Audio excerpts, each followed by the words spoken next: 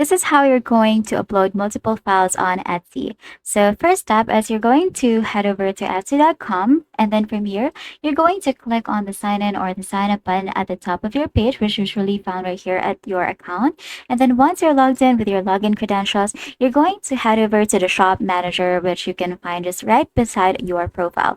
You're going to click on shop manager and then click on listings. Now you're going to select your listing or you're going to create one. Scroll to the digital file section and then click on upload file. You can select up to 5 files, which is Etsy's limit for per listing, and then you're going to have to wait until all upload bars are finished.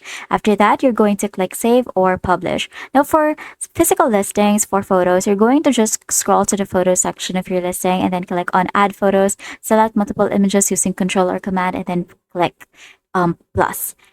You're going to rearrange by dragging thumbnails and then just click on publish to save. It's just basically the same method, but it may be a separate step for each. And then that's it. That is how you're going to upload multiple files on Etsy. If this video helped you, please don't forget to like the video and subscribe to the channel for more videos like this.